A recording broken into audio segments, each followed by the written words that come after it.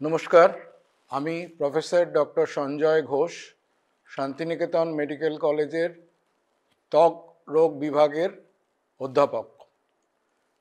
এই Santiniketan medical college 20 সালে শুরু হয়েছিল। প্রায় প্রথম থেকেই আমি এর সঙ্গে সংযুক্ত ছিলাম।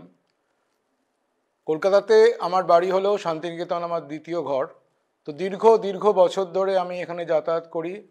প্রথম থেকেই আমরা ভাবতাম যে শান্তিনিকেতনে কেন একটা মেডিকেল কলেজ হবে না, বা শান্তিনিকেতনে বড় একটি চিকিৎসা কেন্দ্র হবে না। কারণ আমরা দেখেছি বা বুঝেছি যে আমাদের চারপাশের যারা শান্তিনিকেতনে অধিবাসী বা যারা এখানে থাকেন বা যারা আসেন, এখানে শান্তিনিকেতনে প্রচুর মানুষ আসেন পড়াশোনা বা বিভিন্ন কাজে, তাদের অনেক সময় স্বাস্থ্যের প্রবলেম হয়, আমার নিজের চোখে দেখা, এবং তখন তাদেরকে অনেক দূরে নিয়ে যেতে হয়, কলকাতা, দুর্গাপুর। এখন গত 5 বছরে কিন্তু সেই অভাবটা প্রায় মিটে গেছে। প্রথম থেকেই মলয়বাবুকে দেখে এত উদ্যমী মানুষ আমার জীবনে আমি খুব কম দেখেছি। উনি খুব ছোট করে কিছু ভাবেন না।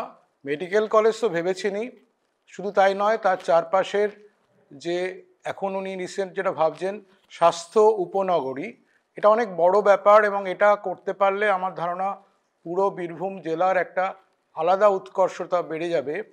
আর এই মেডিকেল কলেজে যেটা দেখতে পাচ্ছি ক্রমশই, আমি সেই প্রথম থেকে দেখেছি যে এখানে এখন যেটা এই আমাদের শান্তিনিকেতন বোলপুর অঞ্চলে ছিল না, এখানে এখন আইসিইউ রয়েছে। যে কোনো এমার্জেন্সি পেশেন্টকে এখানে অ্যাডমিট করে ভর্তি করে অনেক কিছু ট্রিটমেন্ট করা যাবে এমার্জেন্সি। 2 নম্বর, এখানে এমআরআই, এখানে USG, state of art faculty যে প্যাথোলজি সেন্টার, এটা এখন অত্যন্ত উৎকর্ষতা লাভ করেছে। তার সঙ্গে অন্য অনেক, যেমন 1100 বেডের হসপিটাল, প্রতি বছর প্রায় 150 ছেলে মেয়ে এখানে ডাক্তারি পড়ছে। আমরা জানি মেডিকেল কলেজ থাকলে যে কোনো চিকিৎসা কেন্দ্রের সাকসেসটা অনেক বেড়ে যায়, এবং সেখানে অনেক আপডেটেড ট্রিটমেন্ট, যেটা আধুনিক ট্রিটমেন্ট, আধুনিক চিকিৎসা ব্যবস্থাটা সেখানে চালু হয়ে যায়। এবং আমরা দেখতে পাচ্ছি দিনের পর দিন এটা কিভাবে এই মেডিকেল কলেজটা একটা অত্যন্ত সমৃদ্ধ, মানে আমার ধারণা শুধু পশ্চিমবঙ্গ নয়, ভারতবর্ষের যে কোনো মেডিকেল কলেজ, মেডিকেল সেন্টারের সঙ্গে এটা তুলনীয়, মানে যেগুলো খুব বড় আমাদের নামকরা সেন্টার আমরা শুনে থাকি। এবং এটা আমার ধারণা কিছুদিনের মধ্যেই সবাইকে ছাড়িয়ে যাবে। আর সবচেয়ে একটা বড় কথা, যে মেডিকেল কলেজ বা কোনো একটা মেডিকেল সেন্টারে এখন চিকিৎসা করতে অনেকে একটু ভয় পান, কারণ সেখানে একটা খরচার ব্যাপার থাকে, যেটা চিকিৎসার এখন সবচেয়ে, চিকিৎসা শাস্ত্র অনেকটাই উন্নতি করছে, কিন্তু তার খরচাটা মানুষের পক্ষে বয়ে নিয়ে যাওয়াটা সম্ভব হচ্ছে না। তো সেইখানে মাত্র 10 টাকায় এখানে আউটডোরে পেশেন্ট দেখা হচ্ছে, এটা অভাবনীয়। খুব রিসেন্টলি এখানে যেটা হয়েছে, যে এখানে সমস্ত রকম টেস্ট, প্যাথোলজিক্যাল টেস্ট, এক্সরে, সবটাই বিনা পয়সায় শুরু করা হয়েছে। মানে এটাও ভাবা যায় না, এত বড় একটা সেন্টারে এত একটা স্ট্যান্ডার্ড ট্রিটমেন্ট যেখানে দেওয়া হচ্ছে, সেখানে পুরোটাই বিনা পয়সায় পরীক্ষা নিরীক্ষা করা হচ্ছে। এটা সত্যি, মানে এইটা আমার ধারণা মলয়বাবু একটা খুব বড় করে, উনি কোনো ব্যবসা কেন্দ্র করতে চাইছেন না, উনি একটা ভারতবর্ষের মধ্যে একটা শ্রেষ্ঠ, এবং যেটা শুধু মানে কারিগরির দিক থেকে সমৃদ্ধ নয়, সেটা যেন মানুষের পক্ষে সহজলভ্য হয়।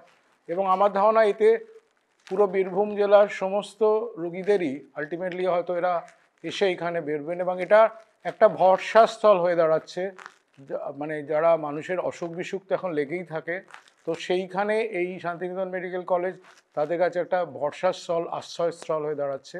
এবং এই সঙ্গে দেখা যাচ্ছে অনলি ওষুধের দাম, এবং সেটাও প্রায় 60% ডিসকাউন্ট দেওয়া হচ্ছে, এটাও বড় কথা না। সেই ওষুধটাও মানুষ এখানে ডিসকাউন্টে কিনতে পারছে। মানে একটা চিকিৎসা, ধরুন একজন ডাক্তারকে দেখালো, অনেক বড় সেন্টার কলকাতা বা অনেক জায়গাতেই আছে, কিন্তু দেখানোর পর অনেকে পরীক্ষা করতে পারছেন না, অনেকে ওষুধ কিনতে পারছেন না। মানুষের দৈনন্দিন খরচা মিটিয়ে এটা করাটা ডিফিকাল্ট, যেভাবে এগুলোর দাম বাড়ছে। তো সেখানে শান্তিনিকেতন মেডিকেল কিন্তু সব কত ভাবছে। উনি মলয়বাবু শুধু মেডিকেল কলেজ কয়েকজন ছাত্র পড়বে তা নয়, উনি এটাও ভাবছেন যে যাতে পেশেন্টরা, রুগীরা এই সুযোগগুলো নিতে পারে, এবং আলটিমেটলি চিকিৎসার যে আমরা ডাক্তার হিসেবে যেটা চাই, যে চিকিৎসাটা মানুষের কাছে পৌঁছোক। শুধু প্রেসক্রিপশন লিখলেই তো চিকিৎসাটা পৌঁছানো না, সেটা মানুষকে ইউজ করতে হবে, ওষুধটা পরীক্ষাটা করতে হবে। কারণ এখনকার চিকিৎসাটা তো আগের মতো শুধু মানে একটা আন্দাজের ওপর ভরসা করে নেই, সেখানে অনেক কিছু লাগে। তো সেই ব্যবস্থাগুলো এখানে সবই থাকছে, কিন্তু খুব সুলভ, অলমোস্ট অনেক সময় না মূল্যে প্রায় এটা দেওয়া হচ্ছে।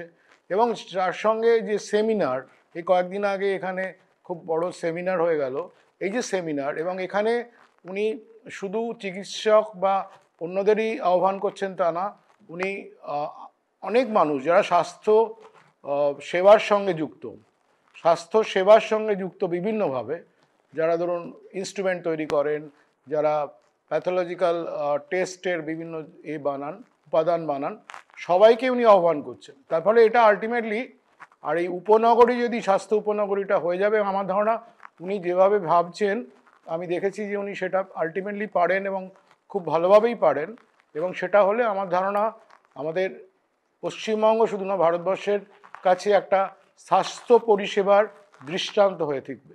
তো মানুষ যদি জানেন যে এই মেডিকেল কলেজে এই পরিষেবাগুলো দেওয়া হচ্ছে এবং সমস্ত ব্যবস্থাটাই খুব সুন্দরভাবে করা হচ্ছে, মানে একটা এখানে ডিসিপ্লিন এবং সব ব্যাপারটাই খুব, এবং প্রতিটাই খুব মেথডিক্যালভাবে করা হচ্ছে।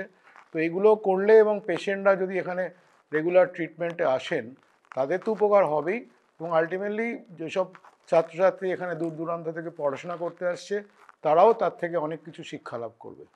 তো আমি এই মেডিকেল কলেজের উত্তরোত্তর শ্রীবৃদ্ধি কামনা করছি। সেটা তো এই মেডিকেল কলেজের জন্যে পাচ্ছি, যেহেতু আমার সঙ্গে যুক্ত। সেই সঙ্গে আমি চাইছি যে মানুষের যেটা স্বাস্থ্য একটা সেবা বলা হয়, সেই স্বাস্থ্যকে সত্যি মানুষের কাছে পৌঁছানোর জন্য এই ধরনের, আমি আমার জীবদশায় আমি অনেকগুলো মেডিকেল কলেজে ছিলাম, খুবই কম দেখেছি।